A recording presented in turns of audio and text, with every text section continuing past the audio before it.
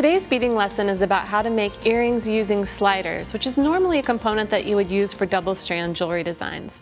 So if you take a look at this bracelet right here, you can see this is what you would typically use a slider for. But I love the way that these come in so many different styles. You're sure to find one that would work for what you want to make. So I find a lot of inspiration from these pieces because they're so pretty. And if you look at the back here, there are a couple of loops on the back.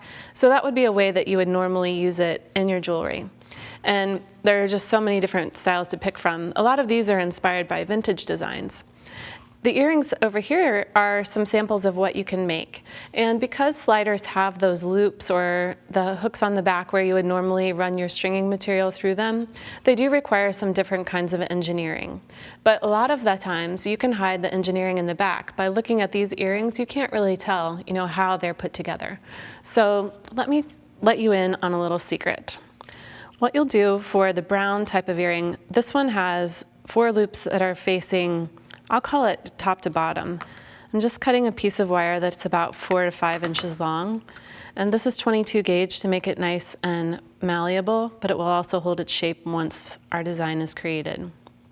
What you're going to do is just place your wire through the loops and feed it through so that both ends are extending in the same direction.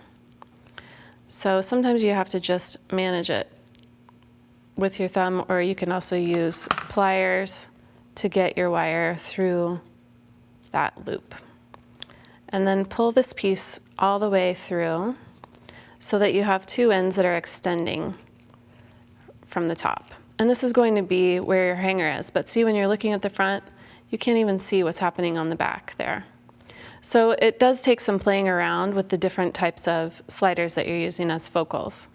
But now what you'll do is bring your pliers toward this center part right here. So you're just going to bring a piece in and make a right angle like that with your pliers. We'll do the same thing on the other side. So we'll just bend this one toward the middle. And then we're going to grab one of these with the pliers and wrap the other one around it. So like this. We're just going to coil this around the top here. And that's going to create a portion where we can add a little bead. Now when you're looking for beads, for this particular design, I chose one that would just match that crystal look on the front. And slide that onto your wire.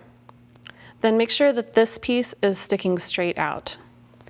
Then you're going to take your round nose pliers, make your 90-degree bend, and roll it around to make your loop. Then you can slide your earring onto it, and always I have to test it to see which direction the earring goes.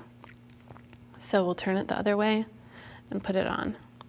Then you're going to grab the loop with your pliers and wrap the wire around to coil it in your wrapped loop and cut off your extra wire here. So you have a nice clean finish to your earring. So that's one simple way that you can make it. Now another idea is to take on this slider, for example, on the back, what you can do with this one is create some hanging parts at the bottom here to create that chandelier look. So what you'll want to do is take your jump rings, and these are beads that come with the charm already attached, this beaded charm with the head pin and cap and ring. And what I did is took a piece of wire, made a loop at one end, and then just string on the jump ring onto the center with some beads around it. And then we'll get this guy ready to hang on the bottom for our chandelier. So this portion is kind of the dangly part at the bottom of the earring. So what you'll do is bend it here and make another basic loop here at the wire and trim away any extra that you have. You could also use an eye pin for this part right here.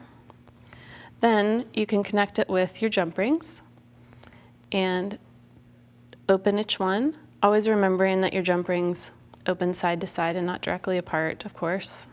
You're going to pick up a loop from the end of your eye pin and connect that onto the loop on the slider. We'll close this up here and then do it on the other side as well. So this is your hanger right here. And then you are going to use your jump ring to attach it to the other side right here. So you have this portion that's hanging down at the bottom. Okay, so now you're going to take this dangle and use it to connect the end of that piece that you just made to the other loop on the back of the slider. So you're going to pick this up and hook it on to this ring and then pass this portion through this loop on the back of the slider. And you may need to bend your pin just a little bit so that you can get it to connect through the loop here. So let's get it hooking on, just pass it right through and then close it. So you can have this portion dangling from the bottom of the design. For the top part, then you're going to use the same technique to create a hanger like we did here with the wire that goes through and brings it. Let's take a look at the back of this one. You can see the top part there is a hanger that hooks to the loop and then goes up through the bead. So these are some ideas for using sliders in a unique way to create your own vintage style earrings.